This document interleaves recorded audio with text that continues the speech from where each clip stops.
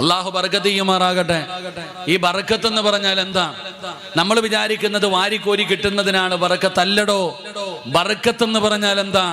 മഹാനായ ആദരവായ പ്രവാചകൻ നബി മുഹമ്മദ് മുസ്തഫ സല്ലല്ലാഹു അലൈഹി വസല്ലമ തങ്ങളും സ്വഹാബത്തും ഹന്തക്കിൽ കിടങ്ങു കുഴിച്ചുകൊണ്ടിരിക്കുകയാണ്. ഹന്തക്കിൽ കിടങ്ങു കുഴിച്ചുകൊണ്ടിരിക്കുമ്പോ സ്വഹാബത്തിന് വല്ലാത്ത പട്ടിണിയാ, വിശപ്പ് സഹിക്കാൻ പറ്റണില്ല. വയറ്റത്ത് കല്ല് വെച്ച് കെട്ടിയിരിക്കുക, വിശപ്പ് സഹിക്കാൻ കഴിയാതെ. സ്വഹാബത്ത് നബി സല്ലല്ലാഹു അലൈഹി വസല്ലമ തങ്ങളുടെ മുമ്പിൽ ചെന്നിട്ട് പറഞ്ഞു, നബിയെ, സഹിക്കാൻ പറ്റണില്ല നബിയെ, വയറ്റത്ത് കല്ലും വെച്ച് കെട്ടിയിട്ടാണ് ഞങ്ങളൊക്കെ നിൽക്കുന്നത്. നബി തങ്ങളുടെ മുമ്പിൽ സ്വഹാബത്ത് ചെന്ന് പരാതി പറഞ്ഞപ്പോൾ, സങ്കടം പറഞ്ഞപ്പോൾ നബി തങ്ങൾ തൻ്റെ കമീസ് പൊക്കി കാണിച്ചു കൊടുത്തു. കാരണം 2 കല്ല് നബി തങ്ങൾ കെട്ടിയിരിക്കുക. അപ്പൊ നിങ്ങൾ ചിന്തിക്കും, കല്ല് വെച്ച് കെട്ടിയ വിശപ്പ് മാറുമോ എന്ന്. അള്ളാഹു ഈമാൻ തരുമാറാകട്ടെ. കല്ല് വെച്ച് കെട്ടിയ വിശപ്പ് മാറുമോ? നിങ്ങൾ ആരെങ്കിലും കെട്ടിയിട്ടുണ്ടോ? കല്ല് വെച്ച് കെട്ടിയ വിശപ്പ് മാറുമെന്ന് എനിക്കറിയില്ല.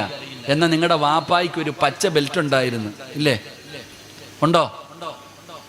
ഇവിടെ നമ്മുടെ വാപ്പാമാർക്ക്, പഴയ അത്താമാർക്കൊക്കെ ഒരു ബെൽറ്റ് ഇല്ലായിരുന്നോ? ഉണ്ടോ? എന്താ, നിധി സൂക്ഷിക്കാനുള്ളതായിരുന്നു? അല്ല, അത് വാപ്പ അങ്ങോട്ട് ഇറുക്കി അങ്ങോട്ട് ഇട്ട് കഴിഞ്ഞാൽ വാപ്പ നേരെ നിൽക്കും. അള്ളാഹു സ്വർഗം കൊടുത്ത് അനുഗ്രഹിക്കുമാറാകട്ടെ. അള്ളാഹു സ്വർഗം കൊടുത്ത് അനുഗ്രഹിക്കുമാറാകട്ടെ. ജീവിച്ചിരിക്കുന്ന ഉപ്പമാർക്ക് അള്ളാഹു ആഫിയത്തുള്ള ദീർഘായുസ് കൊടുക്കുമാറാകട്ടെ. എൻ്റെ പ്രിയപ്പെട്ടവരെ, നബിതങ്ങൾ 2 കല്ലാ വെച്ച് കെട്ടിയിരിക്കുന്നേ. സഹാബത്തിന് സങ്കടമായിടോ, പോയി പരാതി പറഞ്ഞല്ലോ എന്നോർത്ത്. മഹാനായ ജാബിർ റളിയല്ലാഹു തആല അൻഹു തൻ്റെ വീട്ടിൽ പോയി. എന്നിട്ട് പെണ്ണുമ്പിള്ള എടുത്ത് ചോദിച്ചു, ഡീ, നബിതങ്ങളുടെ അവസ്ഥ വളരെ പരിതാപകരമാണ്. വയറ്റിൽ കല്ലും വെച്ച് കെട്ടിയിട്ട് നബിതങ്ങൾ പട്ടിണിയാ, തിന്നാൻ വല്ലതുണ്ടോ? ഇക്ക, ഒരിത്തിരി ചപ്പാത്തി ഉണ്ട്, ഇത്തിരി ഇറച്ചിക്കറിയുണ്ട്, 1, 2, 3 പേർക്ക് കഴിക്കാം. കൂടിപ്പോയ 3 പേർക്ക് കഴിക്കാനുള്ള ഭക്ഷണമുണ്ട്. ഈ സഹാബി നേരെ നബിതങ്ങളുടെ ചെവിയിൽ പോയിട്ട് പറഞ്ഞു, നബിയെ, എൻ്റെ വീട്ടിൽ ഒരിത്തിരി ഭക്ഷണമുണ്ട്, വാ നബിയെ, പോയി കഴിക്കാം. അള്ളാഹുവിൻ്റെ പ്രവാചകനോട് പോയിട്ട് രഹസ്യമായിട്ട് പറയാ, ഒരല്പം ഭക്ഷണമുണ്ട് നബിയെ, വാ നബിയെ, പോയി കഴിക്കാം. ഭക്ഷണം ഉണ്ടെന്ന് കേൾക്കേണ്ട താമസം നബിതങ്ങൾ സഹാബത്തിനോട് പറഞ്ഞു, സഹാബ, എല്ലാവരും വാ കഴിക്കാൻ, ഭക്ഷണം ഉണ്ടെന്ന്. എല്ലാവരും വാ കഴിക്കാൻ, ഭക്ഷണം ഉണ്ട്. സഹാബി പറഞ്ഞു, നബിയെ, 3 പേർക്ക് തിന്നാനുള്ളതേ ഉള്ളു നബിയെ. നബിതങ്ങൾ പറഞ്ഞു, ഇറച്ചിക്കറി അടുപ്പിലിരിക്കല്ലേ, ഞാൻ വരാതെ ഇറക്കരുത്, മാവ് അവിടെ വെച്ചേരെ, ഞാൻ വന്ന് ചുട്ടോളാം. 80 സഹാബത്തുണ്ടോ? എത്ര എണ്ണുണ്ട്? 80 പേര്. നബി സല്ലല്ലാഹു അലൈഹി വസല്ലമ തങ്ങൾ ചെന്നിരുന്നു.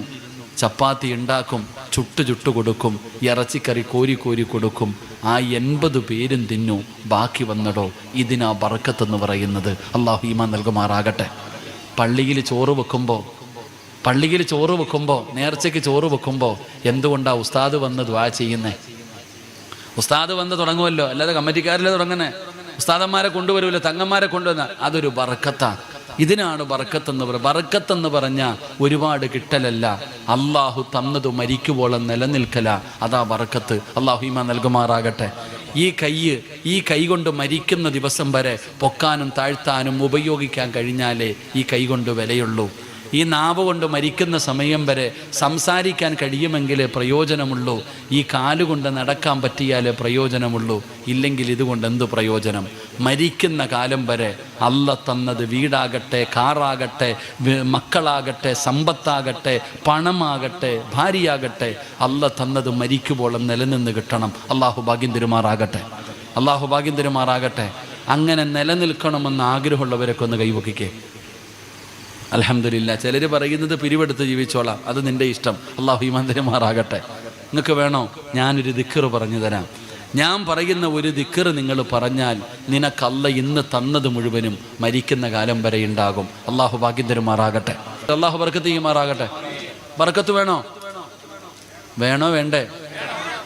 വീട്ടിൽ ആട് വളർത്തുന്നവരൊക്കെ ഒന്ന് കൈപൊക്കിക്കേ. വീട്ടിൽ ആടിനെ വളർത്തുന്ന ആരെങ്കിലും ഉണ്ടോ?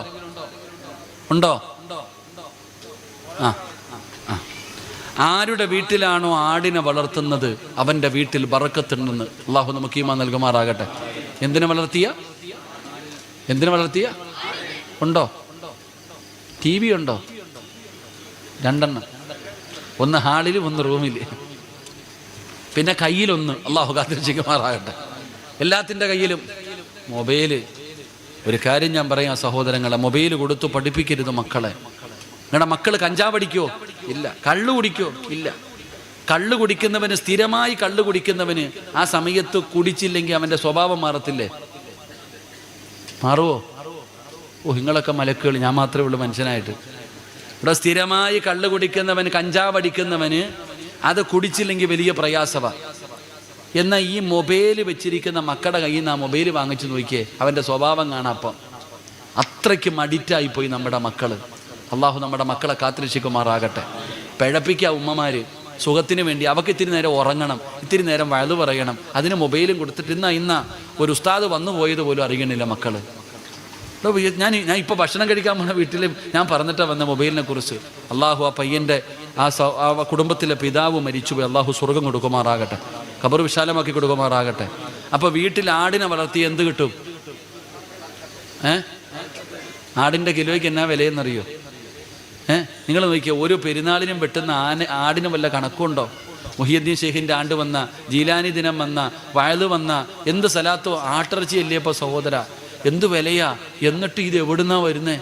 എടാ, പട്ടി പ്രസവിക്കുമ്പോൾ ഓരോ പ്രസവത്തിൽ എത്ര മക്കളാ എന്നാ കാണാറുണ്ടോ? കുറച്ച് കഴിയുമ്പോൾ ചത്തുവോ അതൊക്കെ.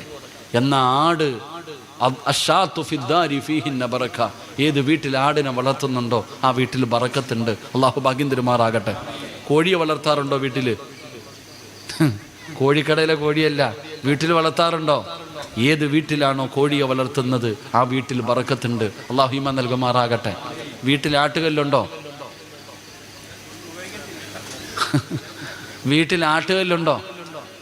ആട്ടുകല്ലെന്ന് പറഞ്ഞാൽ എന്താണെന്നറിയാവോ?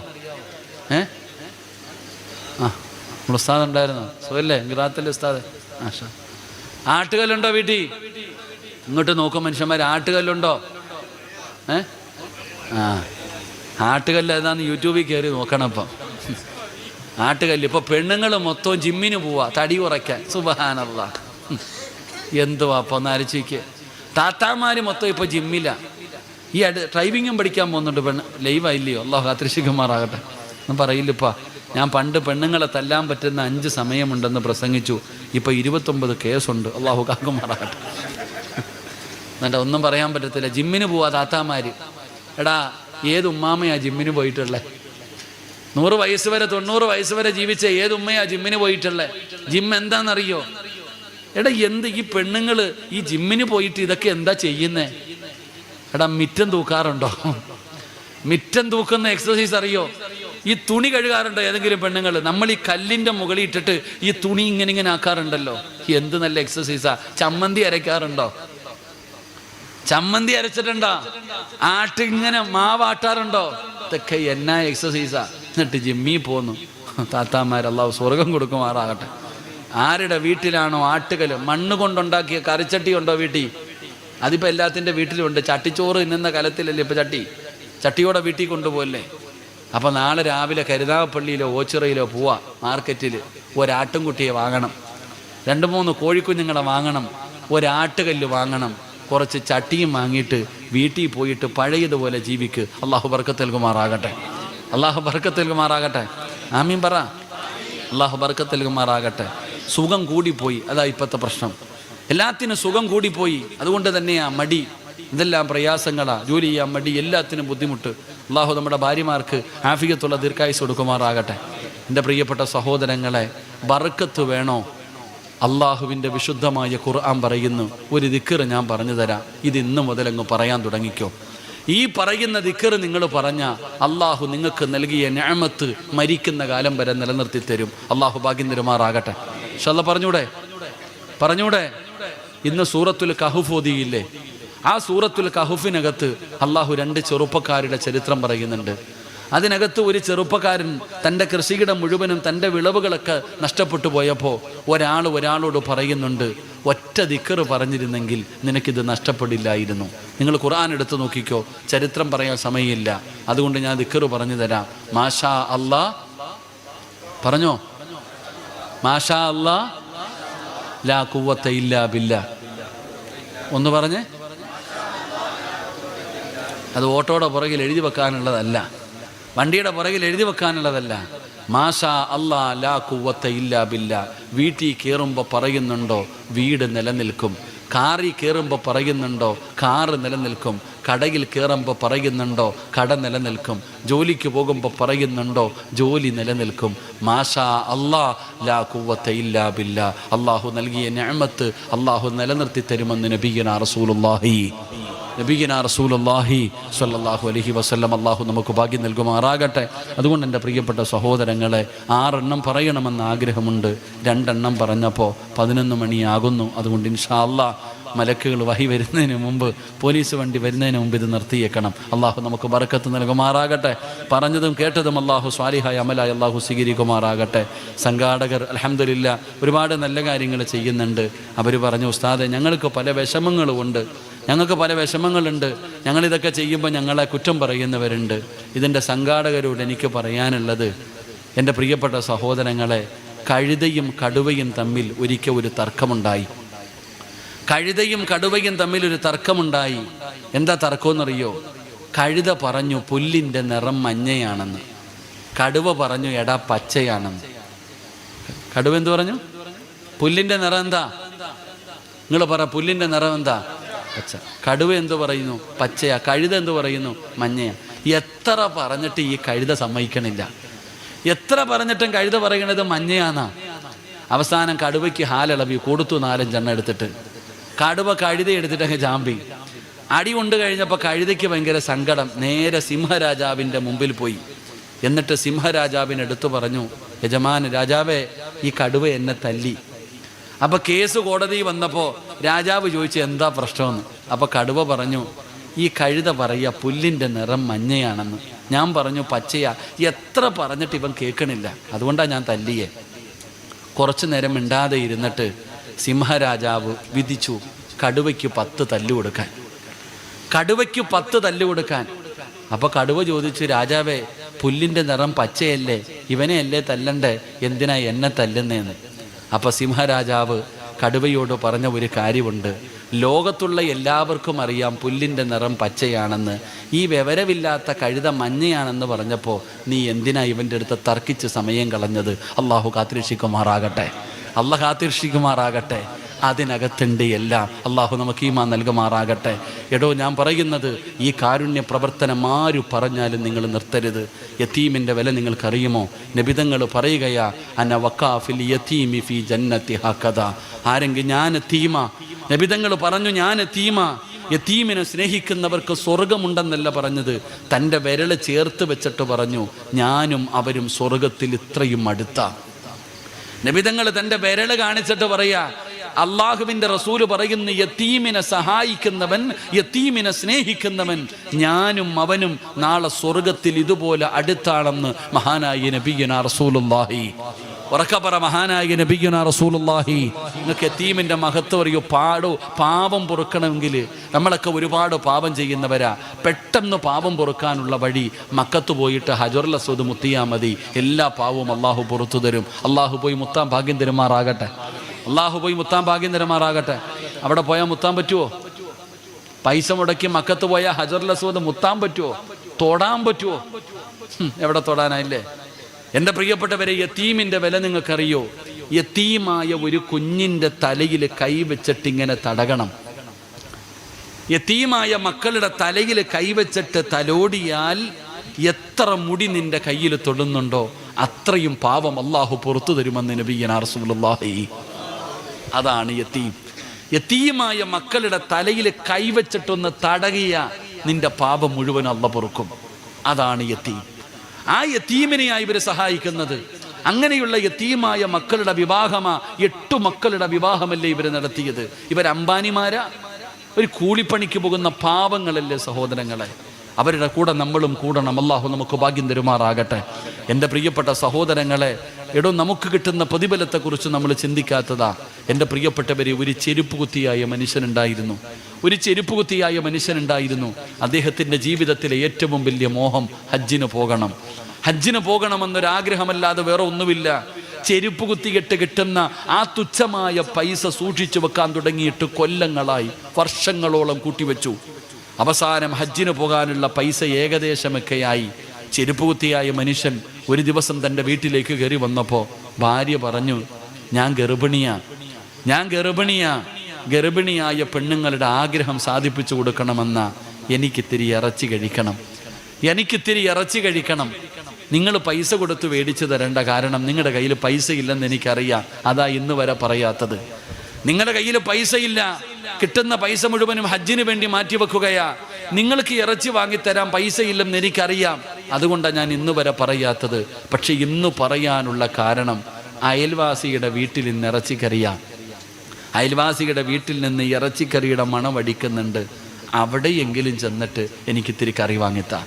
ഒരു ഗർഭിണിയായ പെണ്ണിൻ്റെ ആഗ്രഹമല്ലേ? ചെരുപ്പ് കുത്തിയായ മനുഷ്യൻ അയൽവാസിയുടെ വീട്ടിൽ ചെന്നിട്ട് പറഞ്ഞു, എൻ്റെ ഭാര്യ ഗർഭിണിയാണ്, കറി വെക്കുന്നതിൻ്റെ സുഗന്ധം വീട്ടിലടിക്കുന്നു, അതുകൊണ്ട് അവൾക്കിത്തിരി ഇറച്ചിക്കറി തരുമോ? ആ വീട്ടിലെ പെണ്ണ് പറഞ്ഞു, ഞാൻ തരൂല. ആ വീട്ടിലെ പെണ്ണ് പറഞ്ഞു, ഞാൻ തരൂല. നിനക്ക് ഇറച്ചി തരാൻ മടിയാണെങ്കിൽ ഇത്തിരി ചാറ് തന്നാൽ മതി, തരൂല.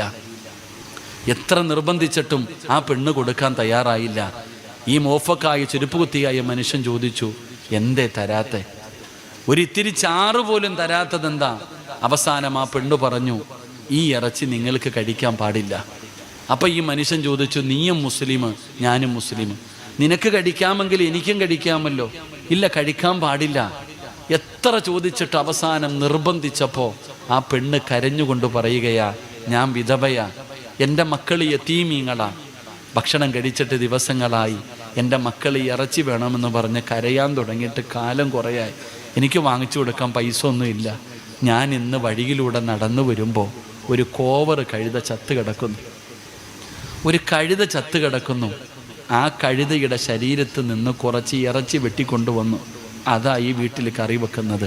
ഞാൻ എങ്ങനെ തരും നിങ്ങൾക്ക്? ആ ചെരുപ്പ് കുത്തിയായ മനുഷ്യൻ കരയാൻ തുടങ്ങിയടോ. തൻ്റെ വീട്ടിലേക്ക് ഓടിച്ചെന്നു. ഹജ്ജിന് പോകാൻ വെച്ചിരുന്ന പൈസ മുഴുവനും എടുത്തുകൊണ്ട് വെളിയിലിറങ്ങുമ്പോൾ ഈ പെണ്ണ് ചോദിച്ചു, എവിടെ കൊണ്ടുപോവാ? എൻ്റെ അയൽവാസിക്ക് കൊടുക്കാൻ കൊണ്ടുപോകാം. ഭാര്യ പറഞ്ഞു, ഹജ്ജിന് പോകാൻ വെച്ച പൈസയാ, ഇത് സാധാരണ പൈസയല്ല, നിങ്ങളുടെ ആയുഷ്കാലം മുഴുവനും നിങ്ങൾ അധ്വാനിച്ച കാശ, ഇത് ഹജ്ജിന് പോകാൻ വെച്ചതാ. അപ്പോഴാണ് ചെരുപ്പ് കുത്തി പറഞ്ഞത്, എൻ്റെ അയൽവാസിയായ യതീമായ മക്കള് കഴുതയുടെ ഇറച്ചി തിന്നുന്നൊരവസ്ഥയിൽ കിടക്കുമ്പോൾ അവരെ സഹായിക്കാതെ ഞാൻ ഹജ്ജിന് പോയിട്ട് കാര്യമില്ല. ആ പൈസ കൊണ്ടായ യതീമായ മക്കൾക്ക് കൊടുത്തപ്പോൾ അള്ള കൊടുത്ത പ്രതിഫലം ഹജ്ജ് ചെയ്ത കൂലി ആ മനുഷ്യന് കൊടുത്തു എന്ന് ചരിത്രം പഠിപ്പിക്കുകയാണ്. ഞാൻ പറഞ്ഞു വന്നത്, ഈ യതീമായ മക്കളെ സഹായിക്കുന്നവന് ഹജ്ജിൻ്റെ കൂലിയുണ്ടോ? അള്ളാഹു നമുക്ക് തൗഫീക്ക് നൽകുമാറാകട്ടെ, നമുക്ക് തൗഫീക്ക് നൽകുമാറാകട്ടെ. അതുകൊണ്ട് ഞാൻ പറയുന്നത്, ഇതിൻ്റെ സംഘാടകരോട് പറയുന്നു, നിങ്ങൾക്ക് അള്ളാഹു ആയുസ്സും ആരോഗ്യവും തരുന്ന കാലം വരെ ആരെന്തു പറഞ്ഞാലും നിങ്ങളെ കൊണ്ട് കഴിയുന്ന സഹായങ്ങൾ നിങ്ങൾ ചെയ്യണം. അള്ളാഹു ഭാഗ്യം നൽകി അനുഗ്രഹിക്കുമാറാകട്ടെ. അള്ളാഹു ആ സഹോദരങ്ങൾക്ക് മരിക്കുമ്പോൾ ഇതിൻ്റെ പ്രതിഫലം കണ്ട് മരിക്കാനുള്ള ഭാഗ്യം അള്ളാഹു കൊടുത്ത് അനുഗ്രഹിക്കുമാറാകട്ടെ. അള്ളാഹു പറഞ്ഞതും കേട്ടതുമൊക്കെ അള്ളാഹു ഒരു സ്വാലിഹായ അമലായി സ്വീകരിക്കുമാറാകട്ടെ. എന്തെങ്കിലും പിഴവ് വന്നു പോയിട്ടുണ്ടെങ്കിൽ അള്ളാഹു പുറത്തു മാപ്പാക്കി തരുമാറാകട്ടെ. പക്ഷെ അത് ദുആ ചെയ്തൂടെ പറയടോ, ദുആ ചെയ്തൂടെ? അപ്പം ഞാൻ എന്തെങ്കിലും നിങ്ങളുടെ മനസ്സിന് വേദനയുണ്ടാക്കുന്ന എന്തെങ്കിലും പറഞ്ഞിട്ടുണ്ടെങ്കിൽ എനിക്കിത്തിരി പക്വത കുറവാണ്, പ്രസംഗിക്കാനൊന്നും അറിയത്തില്ല, എഴുതിയൊന്നും വെച്ചിട്ട് പറയണതല്ലല്ലോ. എന്തെങ്കിലും പറഞ്ഞു പോയിട്ടുണ്ടെങ്കിൽ എല്ലാവരും പൊരുത്തപ്പെട്ടേക്കണം. അള്ളാഹു പൊറുത്തരുമാറാകട്ടെ. പൊരുത്തപ്പെടൂലേ? ഇൻഷാ അല്ലാന്ന് പറഞ്ഞാൽ നോക്കാം സിറാജ് എന്ന അതിനർത്ഥം. ഞാൻ നിങ്ങളോട് പൊരുത്തം ചോദിക്കുമ്പോൾ പറയാം നോക്കാന്ന്. എനിക്ക് നോക്കലൊന്നും വേണ്ട. പൊരുത്തപ്പെടൂലേ? പൊരുത്തപ്പെടും. അള്ളാഹു നമുക്ക് പുറത്തുരുമാറാകട്ടെ. അള്ളാഹു നമ്മുടെ പാവങ്ങൾ മുഴുവനും പുറത്തുരുമാറാകട്ടെ. അള്ളാഹു നമുക്ക് നല്ല മരണം നൽകുമാറാകട്ടെ. നല്ല മരണം വേണമെന്ന് ആഗ്രഹമുള്ളവരെന്ന് കൈവയ്ക്കുക. ലാസ്റ്റ് പൊക്കല. അൽഹംദുലില്ലാ, അള്ളാഹു നല്ല മരണം തരുമാറാകട്ടെ. ഞാൻ ഒരു ചോദ്യം ചോദിച്ചോട്ടെ? നിങ്ങൾ ദേഷ്യപ്പെടരുത്, ഞാൻ ചോദിച്ചോട്ടെ? ചോദിച്ചോട്ടെ? നിങ്ങളെല്ലാവരും ഇപ്പം ചോദിച്ചത് എന്താണെന്നറിയോ? അള്ളാഹ് വെള്ളിയാഴ്ച രാവിലോ പകലിലോ കടങ്ങൾ തീർത്ത് തൗബ ചെയ്ത് ഒളുവോടുകൂടി ജിബ്രീൽ അലൈഹിസ്സലാമിൻ്റെ സാന്നിധ്യത്തിൽ സ്വർഗത്തിൻ്റെ ചിത്രം കണ്ട് മലക്കുകൾ സ്വാഗതം പറയുന്നത് കേട്ട് ഷഹാദത്ത് കലിമ ഉറക്ക പറഞ്ഞ് ഈമാനോടുകൂടി മരിക്കണം. എൻ്റെ മുഖത്തു പ്രകാശമുണ്ടാകണം, എൻ്റെ നെറ്റിത്തടം വിയർക്കണം, എൻ്റെ മൂക്കിൻ്റെ ദ്വാരം വികസിക്കണം, എൻ്റെ ചുണ്ടിൽ പുഞ്ചിരി ഉണ്ടാകണം, എൻ്റെ ശരീരത്ത് സുഗന്ധമുണ്ടാകണം. 15 കാര്യം. ഈ 15 കാര്യം ഒരു മനുഷ്യന് ലഭിക്കുമ്പോഴാണ് അതിനാ നല്ല മരണമെന്ന് പറയുന്നത്. ഞാൻ ചോദിക്കട്ടെ, നീ എന്ത് നന്മ ചെയ്തു വെച്ചിട്ടാ അള്ളാഹിനോട് നല്ല മരണം ചോദിച്ചത്? ഇരിക്കണ ഓരോ മനുഷ്യനും ചിന്തിക്കടോ, എന്ത് നന്മയാണ് നിങ്ങളുടെ ജീവിതത്തിൽ ചെയ്തത്? നിസ്കാരമാണോ? ഒറ്റയ്ക്ക് നിസ്കരിക്കുമ്പോൾ ഇന്ന ആഴ്ത്തേനെയും കുലുഹു വല്ലൈ. എന്നാൽ വെള്ളിയാഴ്ച പള്ളിയിൽ പോയപ്പോൾ നീ നിസ്കരിച്ച നിസ്കാരം നോക്കിക്കേ, 4 പേര് കാണാനുണ്ടെങ്കിൽ വല്ലാത്ത നിസ്കാരമാണ്. എടാ നോമ്പ് പിടിക്കാറുണ്ട് നിങ്ങളും വ്യാഴോ, നീ നോമ്പ് പിടിക്കണ നാട്ടുകാർക്ക് മൊത്തം അറിയാം. നീ തഹജ്ജുദ് നിസ്കരിക്കുന്നവനാണെന്ന് എല്ലാവർക്കും അറിയാം. എടോ നമ്മൾ എന്ത് നന്മ ചെയ്താലും നാട്ടുകാർക്ക് മുഴുവനും അറിയാം. അതുകൊണ്ട് എന്ത് പ്രയോജനം? എടോ ഞാൻ പറയുന്നത് ഒരു നന്മ ചെയ്യടോ, ഒരേ ഒരു നന്മ മതി ഒരു നല്ല മരണം കിട്ടാൻ. ആരും അറിയാത്ത അള്ളാഹുവിൻ്റെ തൃപ്തി മാത്രം കരുതിയിട്ട് ഒരു നന്മ നിങ്ങൾ ചെയ്തു വെക്ക്, നല്ല മരണം കിട്ടാൻ. അള്ളാഹു നമുക്ക് ഭാഗ്യം തരുമാറാകട്ടെ. എൻ്റെ പ്രിയപ്പെട്ടവരെ, ഞാൻ എപ്പോഴും പറയാറുണ്ട്, ഒരു 36 വയസ്സുള്ളൊരു ഉസ്താദിൻ്റെ കഥ എനിക്ക് വല്ലാത്ത ഇഷ്ടമായിരുന്നു. ഞാൻ എപ്പോഴും അദ്ദേഹത്തിൻ്റെ കഥ പറയാറുണ്ട്. ഒരു 36 വയസ്സുള്ള ഉസ്താദ് ഹോസ്പിറ്റലിൻ്റെ ഐസിയുവിനകത്ത് കിടക്കുകയാണ്. അദ്ദേഹത്തിൻ്റെ അടുക്കൽ ഡോക്ടർ വന്ന് പരിശോധിച്ചു. എന്നിട്ട് ഡോക്ടർ നേഴ്സിനോട് പറഞ്ഞു, ഇദ്ദേഹത്തിൻ്റെ ആൾക്കാരെയൊക്കെ വിളിച്ച് പറഞ്ഞേക്കാൻ. ഉസ്താദ് ഇത് കേട്ടുകൊണ്ട് കിടക്കുകയാണ്. എൻ്റെ പ്രിയപ്പെട്ടവരെ, കുറച്ച് കഴിഞ്ഞപ്പോൾ നേഴ്സ് പെണ്ണ് ഓടി വന്നിട്ട് ഡോക്ടറോട് പറഞ്ഞു, ഡോക്ടറെ ആ ഉസ്താദ് കിടന്ന് കരയുന്നു, വല്ലാതെ സങ്കടത്തിൽ കരയുന്നു, അടുത്ത് കിടക്കുന്ന രോഗികളൊക്കെ ടെൻഷനാകുന്നു, നിങ്ങൾ പെട്ടെന്നൊന്ന് വരാൻ. ഞാൻ എത്ര പറഞ്ഞിട്ട് ഉസ്താദ് കരയാ. അപ്പോൾ ഡോക്ടർ ഓടി ചെന്നു ഉസ്താദിൻ്റെ അടുക്ക പോയിട്ട് പറഞ്ഞു, ഉസ്താദെ ഞങ്ങളെ കൊണ്ട് പറ്റുന്ന മരുന്നുകൾ മുഴുവനും ഞങ്ങൾ ചെയ്തു, ഏറ്റവും നല്ല മരുന്നാണ് നിങ്ങൾക്ക് തന്നിരിക്കുന്നത്, നിങ്ങൾ രക്ഷപ്പെടാൻ വേണ്ടി ഞങ്ങൾ ദൈവത്തോട് പ്രാർത്ഥിക്കുകയാണ്. നിങ്ങൾ മതം പഠിച്ച ഒരാളല്ലേ, നിങ്ങളിങ്ങനെ കിടന്ന് കരയാൻ പാടണ്ടോ? ഈ അടുത്ത് കിടക്കുന്ന രോഗികൾക്ക് മുഴുവനും BP കൂടുന്നു, അവരൊക്കെ രോഗികളാ, നിങ്ങൾ ഐസിയുവിനകത്ത് കിടന്നിട്ടാ കരയുന്നേ, നിങ്ങൾക്ക് എന്താ മരിക്കുമെന്ന് പേടിയാണോ? ഉസ്താദ് പറഞ്ഞ മറുപടി എന്തെന്നറിയോ? ഞാൻ മരിക്കാൻ പേടിച്ചിട്ടല്ല ഞാൻ കരയുന്നത്, ഞാൻ കരഞ്ഞിട്ട് കാര്യമൊന്നുമില്ല. എൻ്റെ ഉമ്മാടെ വയറ്റിൽ കിടക്കുമ്പോൾ തന്നെ അള്ളാഹു എൻ്റെ മരണം നിശ്ചയിച്ചിട്ടുണ്ട്. കരഞ്ഞാലും കരഞ്ഞില്ലെങ്കിലും ഞാൻ പോവും, കരഞ്ഞില്ലെങ്കിലും ഞാൻ ആ സമയത്ത് തന്നെ മരിക്കും. അപ്പോൾ ഡോക്ടർ ചോദിച്ചു, ഭാര്യയെയും മക്കളെയും ഓർത്തിട്ടാണോ? 2 ചെറിയ മക്കളുണ്ടോ, 10 വയസ്സിൻ്റെ താഴെ പ്രായമുള്ള 2 മക്കൾ. ഉസ്താദിൻ്റെ മക്കളെയും ഭാര്യയെയും പിരിയുന്ന സങ്കടത്തിലാണോ? ഇല്ലടോ. ഡോക്ടറിനോട് പറയുക, അല്ല വീഡിയോ കോൾ വിളിച്ചു തരാൻ, കാണണോ, സംസാരിക്കുക, കരയരുത്. ഉസ്താദ് അപ്പോഴും പറഞ്ഞു അല്ല. അപ്പം ഡോക്ടർക്ക് വലിയ അത്ഭുതം, മരിക്കാൻ പേടിയില്ല, ഭാര്യയെയും മക്കളെയും പിരിയുന്നതിൽ സങ്കടമില്ല, പിന്നെന്തിനാ ഉസ്താദ് നിങ്ങൾ കരയുന്നേ? നിങ്ങൾ എന്തിനാണ് കരയുന്നതെന്ന് ചോദിച്ചപ്പോൾ ആ 36 വയസ്സുകാരൻ പറഞ്ഞ മറുപടി എന്തെന്നറിയോ? അള്ളാഹുടെ മുമ്പിൽ പോകുമ്പോൾ എൻ്റെ കയ്യിലൊന്നുമില്ലല്ലോ, ഞാൻ എന്തും കൊണ്ടുപോകും. അള്ളാഹുടെ മുമ്പിൽ പോകുമ്പോൾ എൻ്റെ കയ്യിൽ ഞാൻ ഒന്നും ചെയ്തു വെച്ചിട്ടില്ലല്ലോ, എന്ത് നന്മയും കൊണ്ടാണ് ഞാൻ അള്ളാഹുടെ മുമ്പിൽ പോവാം. ഞാൻ നിങ്ങളോടും ചോദിക്കാം, ഇന്ന് രാത്രി മരിച്ച നിനക്ക് രക്ഷപ്പെടാൻ, ഒരു നല്ല മരണം കിട്ടാൻ, വാപ്പ സ്വന്തം നെഞ്ചത്ത് കൈവച്ചിട്ട് പറ, എന്തെങ്കിലും ചെയ്തു വെച്ചിട്ടുണ്ടോ? എന്തിനാ ഇങ്ങനെ നടക്കുന്നത്? ഞാൻ പറയുന്നത് നമ്മളൊക്കെ ഇങ്ങനെ നെളിഞ്ഞടക്കല്ലേ. എന്തുണ്ട് വാപ്പ നിനക്ക്? നീ കുറേ സമ്പാദിച്ചു വെച്ചിട്ടുണ്ട്, ആർക്ക്? മക്കൾക്ക്.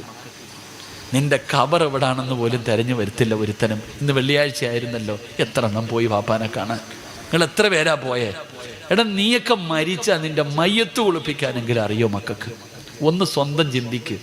നീ വെറുതെ നടക്കരുത്. അല്ലാഹ് ഖുർആനിൽ പറഞ്ഞ് ചിന്തിക്കാനല്ലേ. നീ പറ, നീ മരിച്ച നിന്റെ മോൻ നിന്റെ മയ്യത്ത് കുളിപ്പിക്കും? അവൻ അറിയില്ല വാപ്പ. നിങ്ങളൊക്കെ ഞാൻ ചോദിക്കും, നമ്മൾ എന്തിനാ ഇങ്ങനെ നടക്കുന്നത്? എടോ ഒരെണ്ണം ചെയ്തു വെക്കടോ, ആർക്കെങ്കിലും നമ്മളെ കൊണ്ടൊരു ഉപകാരം ഉണ്ടാകണം. 1000 നന്മയൊന്നും വേണ്ടടോ, ഒരെണ്ണം മതി. ഒരു നന്മ ചെയ്തു പോയി നമ്മൾ. ഇത്ര പ്രായമായില്ലേ, വയസ്സായി, അഹങ്കാരത്തിന് വല്ല കുറവുണ്ടോ? എന്തെല്ലാം മോശമായ സ്വഭാവമാണ് നമുക്കൊന്നും മരിക്കേണ്ടവരാണെന്നുള്ള ചിന്തയൊന്നുമില്ല. പാപ്പ പാലുകൂടി മാറാത്ത കുഞ്ഞുങ്ങളുടെ മയ്യത്ത് നീ കണ്ടിട്ടില്ലേ?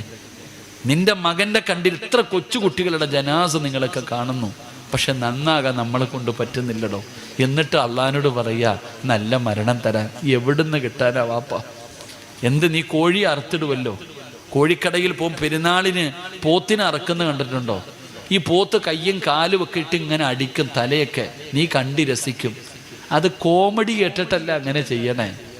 വാപ്പ മരണത്തിൻ്റെ വേദന സഹിക്കാൻ പറ്റാതെയാ കയ്യും കാലും തലയും ഒക്കെ ഇട്ടിട്ട് അതിങ്ങനെ അടിക്കണേ. നിനക്കതിനുള്ള യോഗമെങ്കിലും ഉണ്ടോ?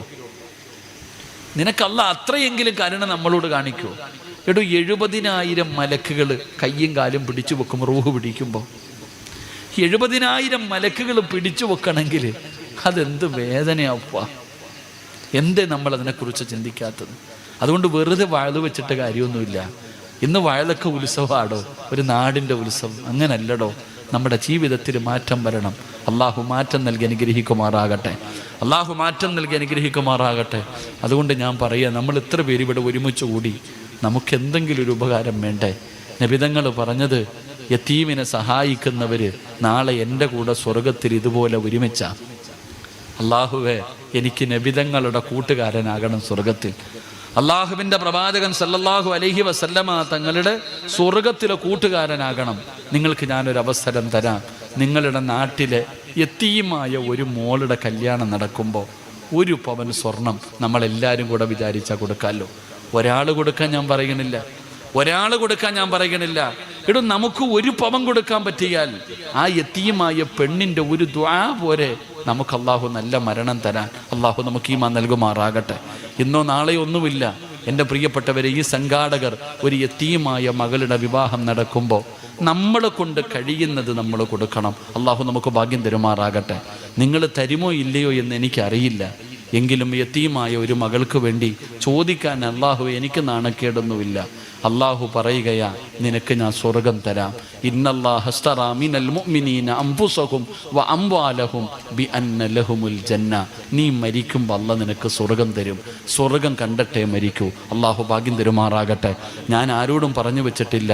ഞാൻ ചോദിക്കുമ്പോൾ ചാടി എഴുന്നേറ്റ് പറയാൻ എനിക്കതിൻ്റെ ആവശ്യമൊന്നുമില്ല.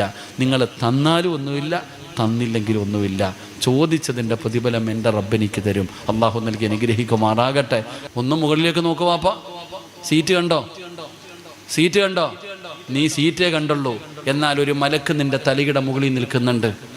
നീ ഈ ബക്കറ്റ് നിന്റെ മുമ്പിലേക്ക് വരുമ്പോൾ അള്ളാഹു തന്നതിൽ നിന്നൊരല്പം എടുത്ത് നീ ബക്കറ്റിൻ്റെ അകത്തിട്ടാൽ ആ മലക്ക് പറയും, പടച്ചവനെ, ഇവൻ ഉള്ളതിൽ പങ്കു കൊടുത്തു, നീ ഇവന് ബർക്കത്ത് ചെയ്യണേ അല്ലാ. ഉസ്താദല്ല ദുആ ചെയ്തേ, മാതാപിതാക്കളല്ല ദുആ ചെയ്തേ, തങ്ങന്മാരല്ല ദുആ ചെയ്തേ, ഹാഫിളീങ്ങളോ ആലിമീങ്ങളോ അല്ല, പ്രവാചകന്മാരല്ല, അല്ലാ എന്ന് മരിക്കുന്ന കാലം വരെ പറഞ്ഞ ഒരു മലക്ക് തലയുടെ മുകളിൽ നിന്നിട്ട് ഇപ്പം നിനക്ക് ദുആ ചെയ്യും ബർക്കത്ത് കിട്ടാൻ. അള്ളാഹു ബർക്കത്ത് നൽകുമാറാകട്ടെ. അടുക്കി പോക്കറ്റിൽ വെച്ചിട്ടുണ്ട്. ഈ ചങ്ങാതി വരുമ്പോൾ നീ പൊട്ടം കളിച്ച ആ മലക്ക് അപ്പോഴും അള്ളാഹിനോട് പറയും, ഇവൻ പിടിച്ചു വെച്ചു പടച്ചവനെ.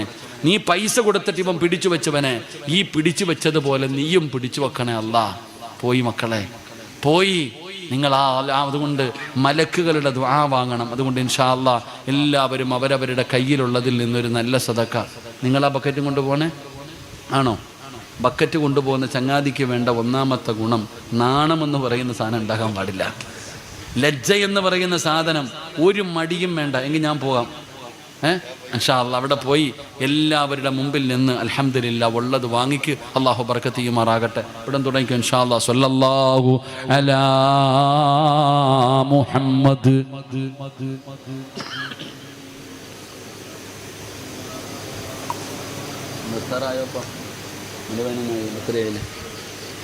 اللهم صل على മുഹമ്മദ് യാ റബ്ബി സല്ലി അലൈഹി വസല്ലം. അല്ലാഹുവേ, ആരെല്ലാം മനസ്സറിഞ്ഞുകൊണ്ടൊരു സദഖ കൊടുക്കുന്നുണ്ടോ നീ സ്വീകരിക്കണേ അല്ലാ.